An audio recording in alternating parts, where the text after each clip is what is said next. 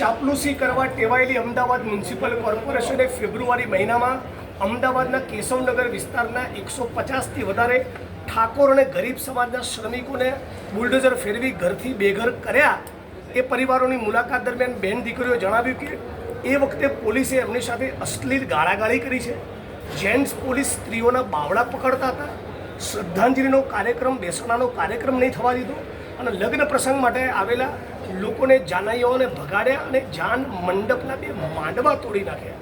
આટલું બેહુદ વર્તન મ્યુનિસિપલ તંત્રનું છે અને આજે વૈકલ્પિક વ્યવસ્થા તો આ ગરીબ માણસો પાસે નથી, પણ એટલી ભયંકર પરિસ્થિતિ છે કે ત્યાં રોગચાળો ફાટી નીકળે, નકરું કીચડ છે અને શૌચ, સ્નાન અને પીવાના પાણીની સુવિધાઓના અભાવમાં આ બધા જ ગરીબ માણસો ત્યાં જીવી રહ્યા છે। એટલે મ્યુનિસિપલ તંત્રને આજે આવેદનપત્ર આપ્યું છે, 10 દિવસનો સમય આપ્યો છે।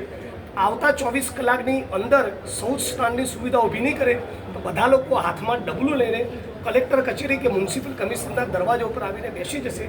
આશા રાખીએ છીએ કે રાજ્યની સરકાર એમને વૈકલ્પિક વ્યવસ્થા અને બેસિક ફેસિલિટી જે કરવાની છે એ તમામનો આવતા 10 દિવસમાં નિકાલ કરશે। નહીં કરે ફરી અમારે લોકોએ ઉગ્ર આંદોલન માટે આવવું પડશે। આજે શું આશ્વાસન?